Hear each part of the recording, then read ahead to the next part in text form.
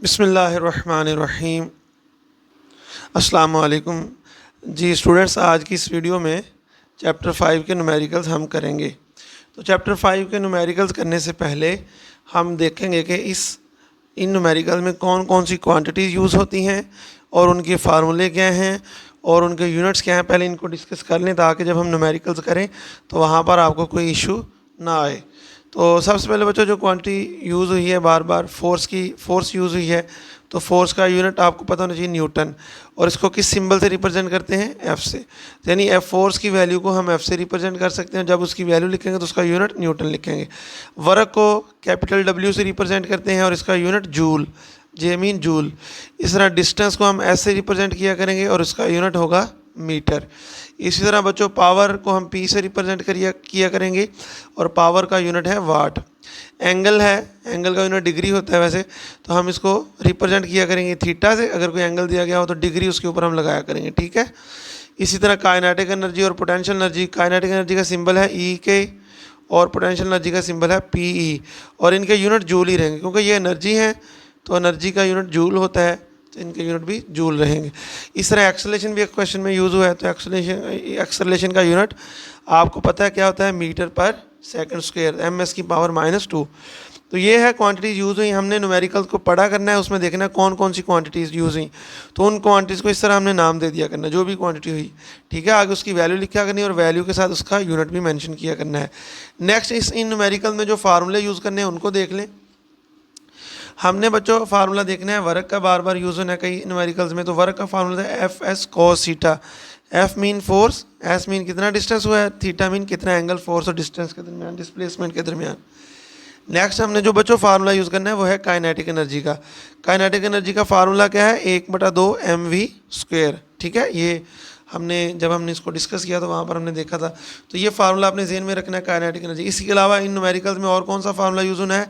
Potential energy का mgh, यानी मास, gravitational acceleration और वेलोसिटी, हाइट। इस तरह पावर का फार्मूला भी कई न्यूमेरिकल्स में यूज़ होना है, तो इसका फार्मूला था वर्क बटा टाइम। एफिशिएंसी भी यूज़ होगी, क्या फार्मूला है? टोटल यूजफुल आउटपुट एनर्जी बटा total input energy multiply by 100%। इस तरह न्यूटन सेकंड लॉ भी 1-2 सवालों में यूज़ होना है। तो न्यूटन सेकंड लॉ असल में फोर्स का ही फार्मूला था, वो किसके बराबर होता है? एम ए के बराबर। इसी तरह एक ये भी फार्मूला हमने यूज़ करना है, वी एफ बराबर वी आई जमा ए टी। तो ये इसको हम बोलते हैं फर्स्ट इक्वेशन ऑफ मोशन। तो ये भी किसी एक सवाल में इस्तेमाल होगी, तो ये आपने अपने जहन में रखना है।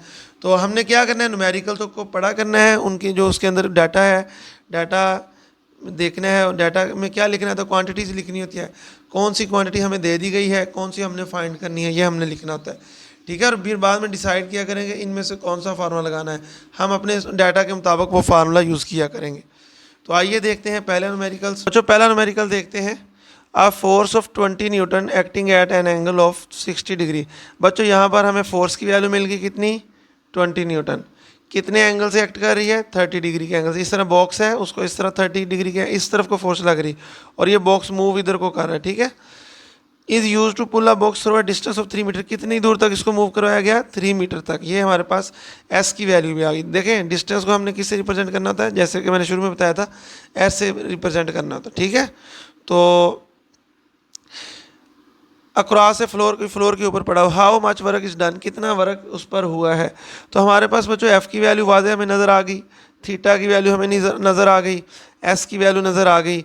तो हमने वर्क कैलकुलेट करना है। जैसा कि अभी मैंने आपको बताया था, वर्क का फार्मूला क्या होता है? F S cos theta. तो एफ़ की वैल्यू कितनी हुई? 20, एस की वैल्यू कितनी? 3, कॉस वैसे आ गया, थीटा की वैल्यू 60 डिग्री, जो यहाँ थीटा की जगह 60 पुट कर देंगे। इसके बाद 20 को 3 से आप मल्टीप्लाई करें, 60 हो जाएगा। तो ये cos 60 की वैल्यू आपको पता है, टेबल से आपने टेबल में याद किया होगा, 0.5 होती है। तो आपने 60 को 0.5 से मल्टीप्लाई कर लेना, तो ये 30 आ जाएगा। तो 30 जूल का वर्क हुआ है इस केस में, ठीक है बच्चों। नेक्स्ट न्यूमेरिकल की तरफ चलते हैं, 5.2 की तरफ। अब आपने क्वांटिटीज़ को पहचानना होता है, ठीक है, कौन कौन सी क्वांटिटी यूज़ हुई है। अगर आपको क्वांटिटीज़ पहचाननी आ गई तो आपको फिर फार्मूला लगाना भी आ गया। अगर आपको क्वांटिटी की पहचान नहीं है तो आपको फार्मूला भी डिसाइड करना आपके लिए मुश्किल हो जाएगा।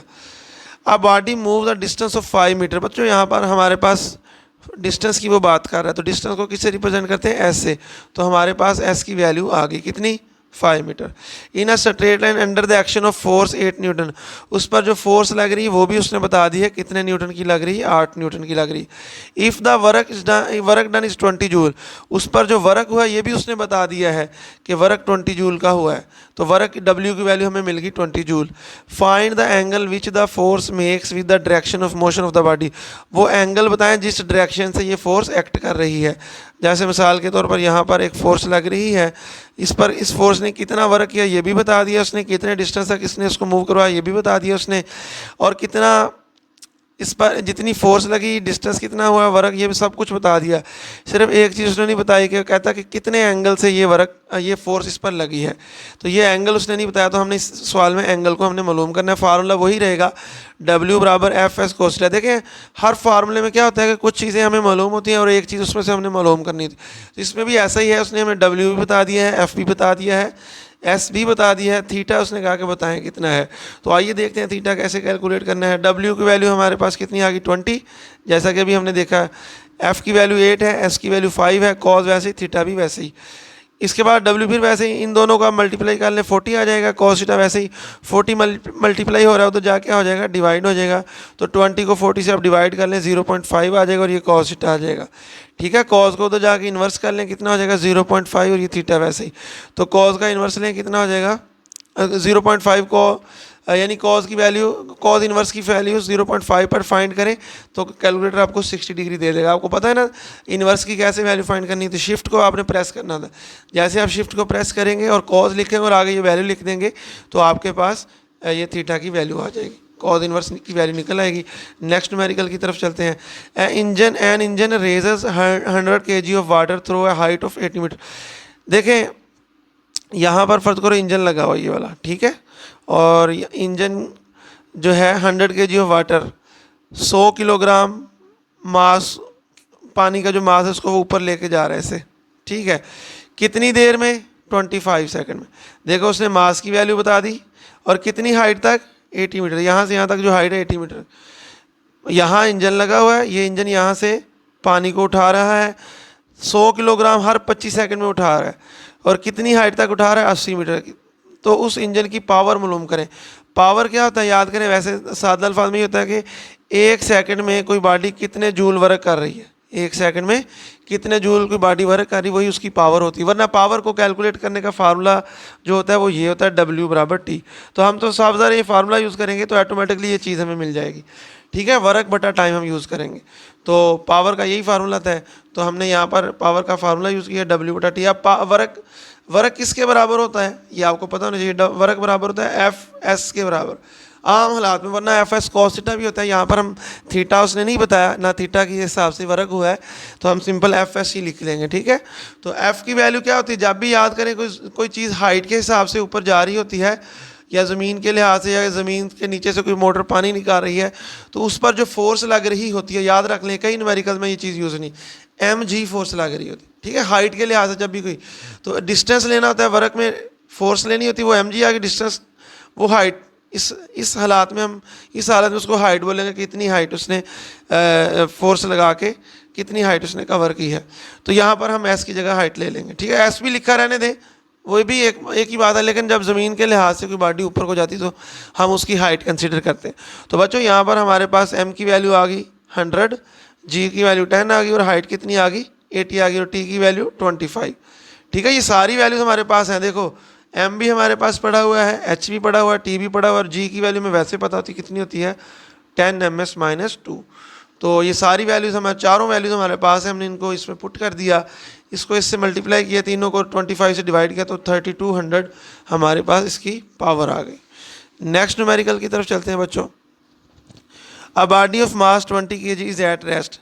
एक बॉडी है, देखें कोई बॉडी है, ऐसे कोई भी बॉडी लगा लें, वो रेस्ट में पड़ी हुई, इसका मास उसने बता दिया कितना है 20 kg। अब 40 Newton force act on it for 5 second. इस पर 40 न्यूटन की फोर्स अप्लाई हुई है कितनी देर के लिए? 5 सेकंड के लिए।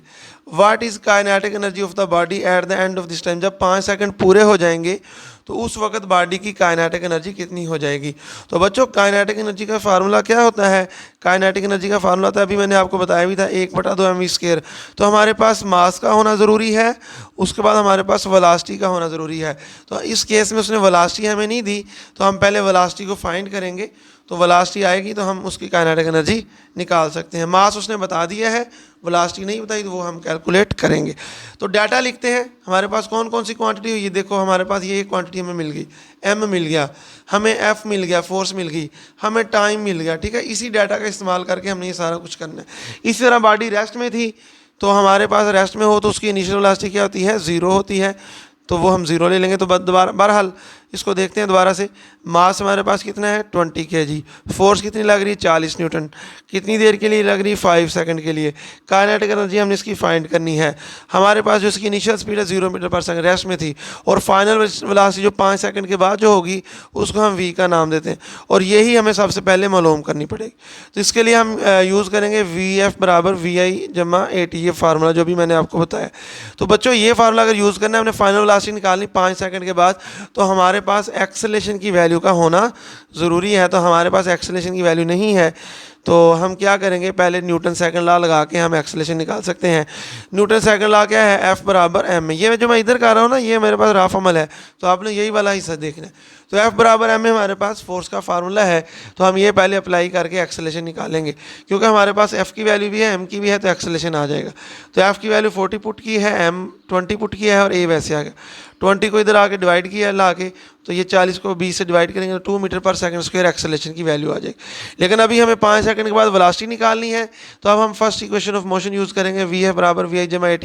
तो vf को हमने v का नाम दिया हुआ, आप याद करें, यहाँ पर मैंने आपको बताया था 5 सेकंड के बाद जो उसकी वेलोसिटी है, तो वो हमने इस तरह vi 0 था, रेस्ट से शुरू हुई थी। ए एक्सेलरेशन अभी हमने चेक कर लिया 2 आया है, और टी की वैल्यू कितनी है? 5 सेकंड के बाद देखनी है, तो 2 आ जाए, 5 आ जाए। तो 5 को 2 से मल्टीप्लाई किया, कितना आ गया? 10 मीटर पर सेकंड आ जाए। अब बच्चों काइनेटिक एनर्जी हम निकाल सकते हैं। तो काइनेटिक एनर्जी को मैंने के ई से रिप्रेजेंट किया है, तो आप इसको ई के से भी रिप्रेजेंट कर सकते हैं। हमारी बुक में ई के ही लिखा है, तो आपने इसकी जगह ई के लिख देना है। तो क्या फार्मूला है? 1/2 mv²। m की वैल्यू 20 है, v की वैल्यू अभी हमने निकाली है 10, तो 10 का स्क्वायर आप ले लें, कितना हो जाएगा? 100। तो बच्चों इसको आप 2 को 20 से कैंसिल कर दें, 10 आ जाएगा। 10 का स्क्वायर 100, 100 को 10 से मल्टीप्लाई करेंगे, कितना आ जाएगा? 1000 जूल। तो काइनेटिक एनर्जी इसके पास कितनी है? 1000 जूल की है। नेक्स्ट न्यूमेरिकल की तरफ हम चलते हैं। अ बॉल ऑफ मास 160 ग्राम। बच्चों ये पहली क्वांटिटी हमें इसके अंदर से मिल गई। ठीक है, कौन सी मिली? मास मिली। तो मास को किससे रिप्रेजेंट करते हैं? m से। तो m से इसको रिप्रेजेंट किया है, लेकिन हमें ये ग्राम में है, तो हमने इसको किलोग्राम में करना है।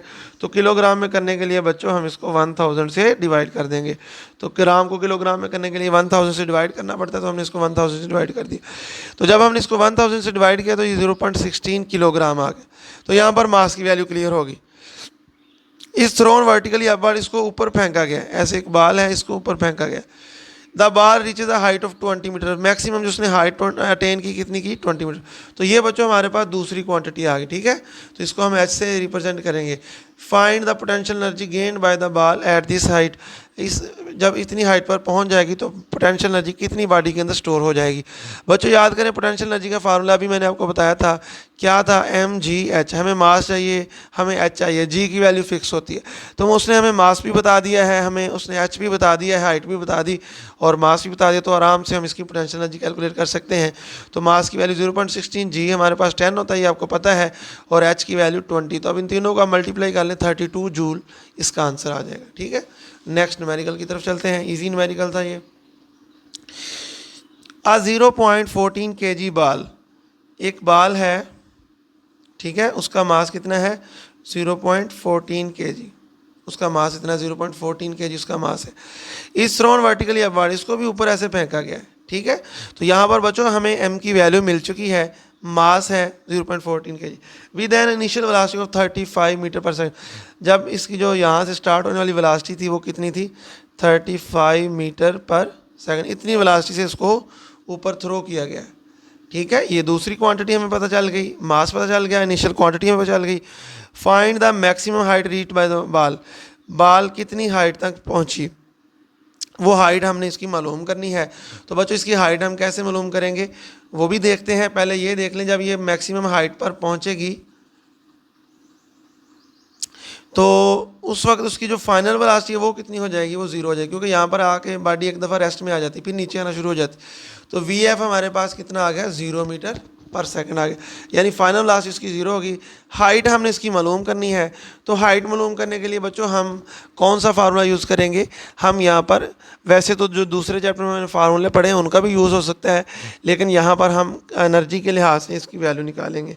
बच्चों एक चीज़ देख लें, नोट कर लें, जब कोई चीज़ नीचे से ऐसे ऊपर फेंकी जाती है ना नीचे से, तो यहाँ पर उसके पास ज़्यादा से ज़्यादा काइनेटिक एनर्जी होती है, क्योंकि पोटेंशियल एनर्जी यहाँ पर क्या होती है, उसकी ज़ीरो होती है, हाइट नहीं होती, जिसकी वजह से इसकी पोटेंशियल एनर्जी बच्चों ज़ीरो हो जाती है इस पॉइंट पर। लेकिन जैसे जैसे ये ऊपर को जाती है इसकी काइनेटिक एनर्जी कम होना शुरू होती है, पोटेंशियल एनर्जी बढ़ती रहती है, और जितनी हाइट तक उसने जाना होता है वहाँ पर जाके एक दफ़ा ये रुक जाती है, तो यहाँ पर आके उसकी काइनेटिक एनर्जी ज़ीरो हो जाती है और पोटेंशियल एनर्जी मैक्सिमम हो जाती है, यानी ज़्यादा से ज़्यादा पोटेंशियल एनर्जी यहाँ पर हो, फिर नीचे आना शुरू हो जाएगी, पोटेंशियल एनर्जी कम होना शुरू हो जाएगी, काइनेटिक एनर्जी बढ़ना शुरू। ये सीन होता है जब कोई बॉडी ऊपर को जा रही। लेकिन बच्चों याद रखें, जब जितनी उसके पास यहाँ पर मैक्सिमम पोटेंशियल एनर्जी होती है तो टकराते वक्त उतनी ही उसके पास काइनेटिक एनर्जी होती है, यानी जितनी यहाँ पर पोटेंशियल एनर्जी तो टकराते वक्त उतनी उसके पास काइनेटिक एनर्जी, क्योंकि जब वो टकराएगी उसकी हाइट ज़ीरो हो जाएगी, तो जितनी उसके पास पोटेंशियल एनर्जी यहाँ पर थी टकराते वक्त उतनी उसके पास काइनेटिक एनर्जी की। तो हम यहाँ पर लिख सकते हैं potential energy at maximum height बराबर होगी kinetic energy at zero height. जो ज़ीरो हाइट पर काइनेटिक एनर्जी होगी उसके बराबर होगी कौन सी एनर्जी, जो पोटेंशियल एनर्जी होगी मैक्सिमम हाइट पर उसके बराबर। तो पोटेंशियल एनर्जी कितनी होगी उस हाइट पर, mgh, क्योंकि पोटेंशियल एनर्जी का यही फार्मूला है, और काइनेटिक एनर्जी कितनी होगी 1/2 mv²। तो ये बच्चों मास से कैंसिल हो गया, तो gh बराबर किसके बराबर आ गया, 1/2 v² के बराबर आ गया। तो g की वैल्यू 10 पुट करें, h वैसे आ गया, 1/2 वैसे आ गया, v की वैल्यू 35 है तो 35 का स्क्वायर आ जाएगा, ये 10h हो जाएगा, और 35 का स्केल लेंगे तो 12/25 आ जाएगा। तो इसको आप 2 से डिवाइड करेंगे तो 612.5 आ जाएगा, 10 मल्टीप्लाई हो रहा है तो जाके डिवाइड हो जाएगा बच्चों। तो h की वैल्यू हमारे पास कितनी आ गई, 61.25 मीटर आ गई। तो इतनी हाइट वो बॉडी अटेन करेगी, जो बॉडी 35 मीटर पर सेकंड की स्पीड से इसको हमने जिसको शूट करवाया था ऊपर को। नेक्स्ट न्यूमेरिकल की तरफ चलते हैं। A girl is swinging on a swing, एक गर्ल झूला झूल रही है इसी झूले पर, at the lowest point of her swing, जब उसका लोएस्ट पॉइंट है, सावधान यही लोएस्ट पॉइंट होगा, बाकी तो इस तरह जाएगा तो उसकी जो है पॉइंट वो बढ़ता ही जाएगा, लोएस्ट पॉइंट यही होगा। लोएस्ट पॉइंट पर उसकी जो हाइट थी 1.2 मीटर थी फ्रॉम द ग्राउंड, ज़मीन से, ये वाली वैल्यू कितनी थी, ग्राउंड से 1.2 मीटर की थी। And at the highest point she is 2.0 metre from the ground, जब वो हाईएस्ट पॉइंट पर पहुंची तो उस वक्त जो उसकी हाइट थी वो 2 मीटर तक हो गई थी। What is her maximum velocity at where, उसकी मैक्सिमम वेलोसिटी फाइंड करें, और ये मैक्सिमम वेलोसिटी कहाँ होगी वो पॉइंट भी आप बताएं, वो कहते हैं। तो बच्चों कुछ डाटा लिखते हैं, लोएस्ट हाइट लिख लें, लोएस्ट हाइट, उसको बच्चों h2 का नाम दे दें, ठीक है, h2 का नाम दे दें, वो कितनी है 1.2 मीटर। और यहाँ पर एक और डाटा लिख लें, maximum height, maximum height h1 का नाम दे लें, जो ये वाली वैल्यू है, तो कितनी आ गई 2 मीटर आ गई, ठीक है। तो ये हमारे पास डाटा आ गया, हमने अब फिलहाल ये 2 वैल्यूज लिखी हैं, बाकी हमें इसके अलावा ये सारा सवाल हाइट की हेल्प से ही हो जाएगा।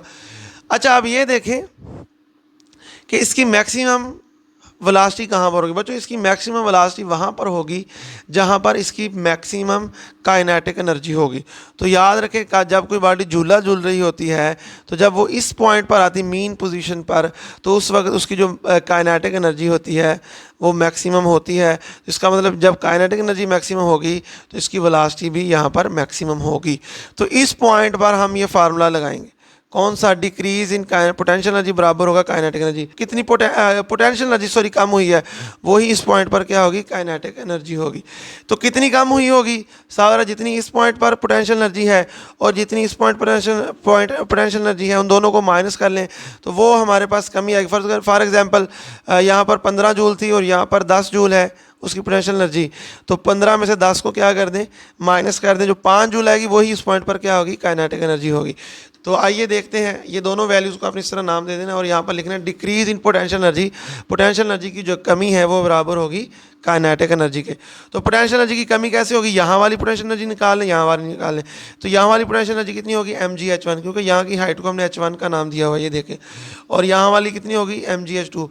तो इस वाली पोटेंशियल एनर्जी और इस वाली पोटेंशियल एनर्जी को हम माइनस कर लेंगे, किसके बराबर होगी, 1/2 mv² के। तो mg कॉमन ले लें, यहाँ पर रह गया h1 माइनस h2, ये 1/2 mv², वैसे अगर ये mm से गया तो पीछे रह गया g into h1 minus h2 बराबर 1/2 mv², 1/2 v² रह जाएगा, mm से कट जाएगा बहरहाल अगले स्टेप में। तो ये g वैसे h1 की वैल्यू पुट की, h2 की पुट की, 1/2 ये v² आ गया, ठीक है। इसके बाद ये आ गया 0.8। अब g की वैल्यू हमने 10 पुट की, ठीक है।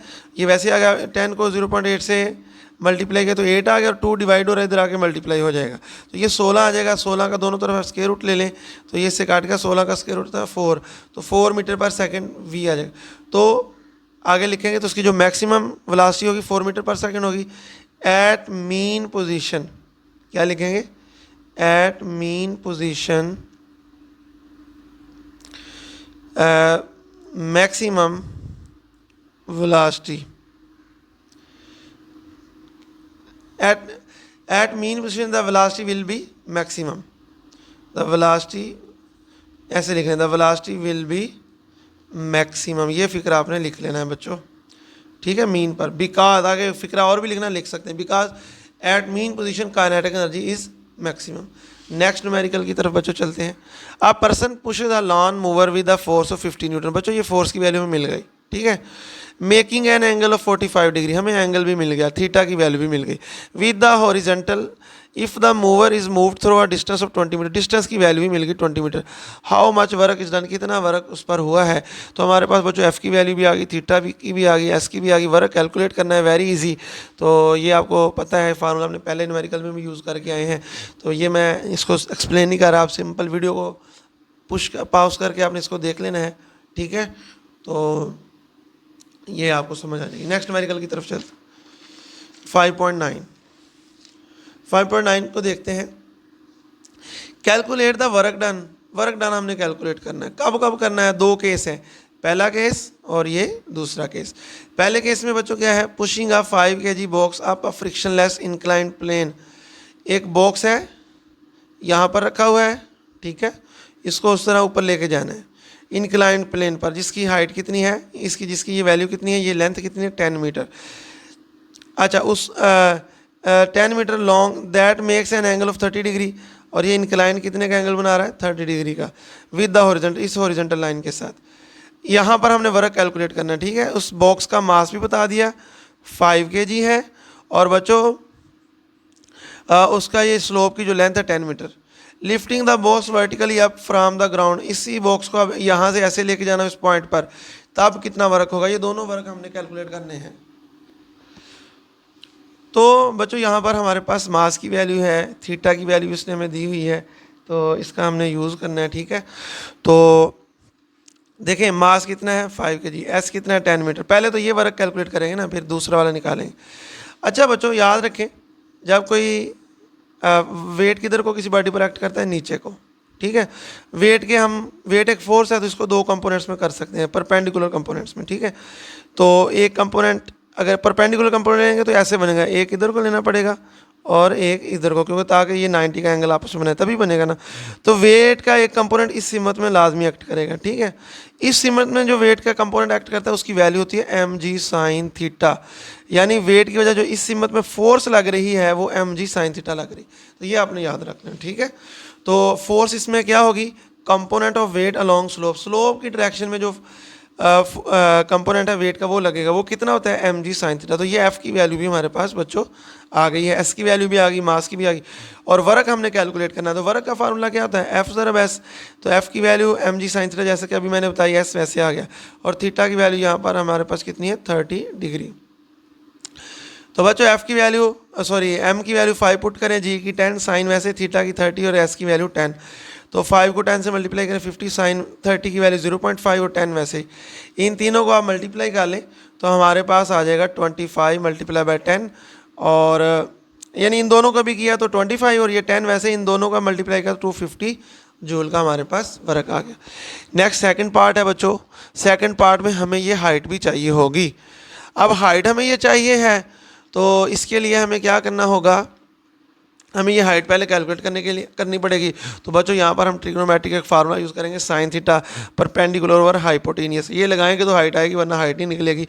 तो साइन वैसे ही थीटा की वैल्यू 30 डिग्री, परपेंडिकुलर यहाँ पर कितना है h, और हाइट परपेंडिकुलर यहाँ पर h है, और हमारे पास जो हाइपोटेनियस है वो उसकी वैल्यू 10 है। इस डायग्राम से मैं बात कर रहा हूँ, ठीक है। P हमारे पास h है और ये हाइपोटेनियस 10 है। तो ये इसमें वैल्यूज पुट की तो 10 डिवाइड हो रहा है, इधर आके मल्टीप्लाई, साइन 30 0.5, इनको मल्टीप्लाई कर लें 5 मीटर आ गया। तो हाइट की वैल्यू हमारे पास कितनी आ गई, 5 मीटर। अब हमने वर्क कैलकुलेट करना है, तो वर्क का फार्मूला क्या होता है, एफ ज़रब एस, ठीक है, एफ ज़रब एस है, लेकिन यहाँ पर हमने एस की जगह एच लगा लिया। तो फोर्स कितनी लग रही होगी, जितना इस पर वेट एक्ट कर रहा है। जब भी कोई बॉडी ऊपर को नीचे को आ रही होती है, या जब हम उसको ऊपर को उठा रहे होते हैं तो कितनी फोर्स लगा रहे होते हैं, हम एम जी फोर्स लगा रहे होते हैं। तो एम जी फोर्स लगाएं, ये उस सूरत में होती है जब यूनिफॉर्म स्पीड, अगर स्पीड उसकी तेज़ करेंगे तो एम जी नहीं रहेगी, लेकिन यहाँ पर साफ ज़रा सिंपल केस है एम जी वाला, तो यहाँ पर एम जी फोर्स ही लगेगी। तो एम 5 आ गया, जी की वैल्यू 10 और एच की वैल्यू 5। इन दोनों को मल्टीप्लाई करें, उसका जो जवाब है उसको इससे मल्टीप्लाई करें तो 250 जूल इस सूरत में आएगा। तो इसका मतलब वर्क दोनों सूरतों में सेम रहेगा। नेक्स्ट न्यूमेरिकल है हमारे पास बच्चों 5.10। इसमें हमने एफिशिएंसी कैलकुलेट करनी है। आइए देखते हैं। अ बॉक्स ऑफ मास 10 kg, ठीक है, इस तरह एक रैंप बना हुआ है, उस पर एक बॉक्स है बच्चों, उसका मास उसने बता दिया, जिसको ऊपर लेके जाना 10 kg है, ठीक है, ये उसने बता दिया। तो मास की वैल्यू हमें मिल गई। इस pushed up along a ramp, एक रैंप से इस तरह ऊपर को लेके जाना है। तो उस रैंप की भी हाइट उसने लेंथ बता दी है 15 metre, with the force of 18 force भी बता दी उसने। सारा कुछ तो उसने बता ही जा रहा है, हर चीज़ उसने बता दी। एम मास बता दिया, ये भी बता दिया उसने, और फोर्स भी बता दी।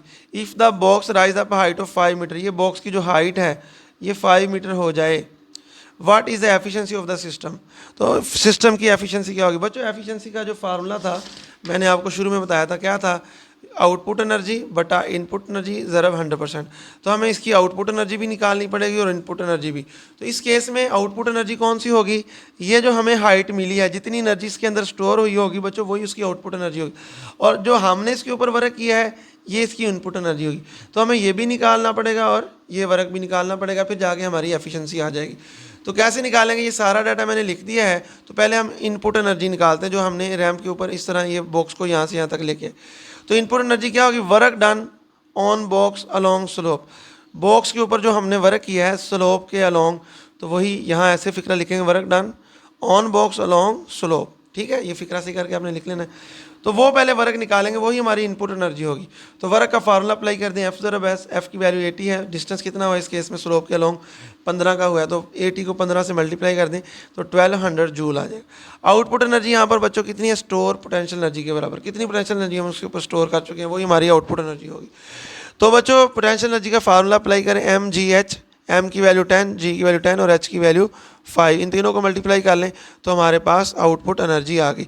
एफिशिएंसी का फार्मूला पुट करें, टोटल आउटपुट एनर्जी बटा टोटल इनपुट एनर्जी ज़रा 100%। यहाँ पर आउटपुट के साथ यूज़फुल का लफ्ज़ भी लिख लेना, टोटल यूज़फुल आउटपुट एनर्जी, ठीक है। तो इसको में वैल्यूज़ पुट करें, 100% से मल्टीप्लाई करें, ये दोनों जीरो से कट गई, तो 500 को 12 से डिवाइड कर दो, आपके पास आ जाएगा 41.67%। तो इतनी उसकी एफिशिएंसी है, ठीक है। तो ये है एफिशिएंसी। आपने इनपुट निकालनी थी, आउटपुट निकालनी थी, उनको डिवाइड करके कर लेना था। नेक्स्ट न्यूमेरिकल है 5.11 हमारे पास, इसको हम देखते हैं। A force of 600 newton acts on a box, एक फोर्स है 600 न्यूटन की उस पर अप्लाई हुई है, to push it 5 metre in 15 second. कितना उसको पुश किया गया है, 5 मीटर। तो ये हमारे पास डिस्टेंस कितना हुआ, 5 मीटर का, इन 15 सेकंड। कितनी देर तक उस पर ये वर्क हुआ है, 15 सेकंड तक। कैलकुलेट द पावर, इसकी पावर कैलकुलेट हमने करनी है। तो बच्चों इसकी पावर कैलकुलेट करने के लिए सावधान, हम पावर का फार्मूला लगाएंगे। तो पावर का फार्मूला क्या है, W बटा T। W का फार्मूला क्या था, वर्क का, F ज़रब S। तो F की वैल्यू क्या है, ये उसने बता दी है, S की वैल्यू ये भी उसने बता दी है, टी की वैल्यू भी उसने बता दी है, तीनों वैल्यूज उसने बता दी हैं। तो वेरी इजी न्यूमेरिकल है, 2 मिनट का होने वाला, ये मतलब ऐसे होने वाला न्यूमेरिकल। 2 मिनट तो मैंने ज़्यादा बता दिया, ऐसे हो जाएगा न्यूमेरिकल। अब इसको आप इससे मल्टीप्लाई करो, 15 से डिवाइड कर दें तो ये आपके पास इसका आंसर आ जाएगा। नेक्स्ट न्यूमेरिकल की तरफ चलते हैं हम। अब 40 kg बॉय, एक बॉय है, लड़का है, उसका मास कितना है 40 kg, एम की वैल्यू मिल गई। Runs up stair 10 metre high, वो सीढ़ियों पर चढ़ता है जिसकी हाइट कितनी है 10 metre. What power he develop, कितनी पावर उसने खर्च की।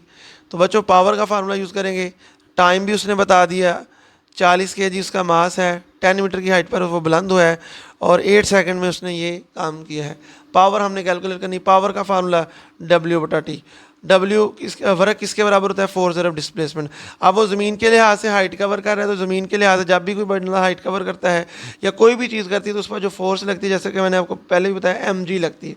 तो ऐसे यहाँ पर उसकी हाइट ले लेंगे, m की वैल्यू पुट करेंगे, g की वैल्यू पुट करेंगे और t की पुट करेंगे कि m की वैल्यू 40, g की 10 और h की 10, और टाइम कितना है 8 है, तो नीचे 8 आ जाएगा।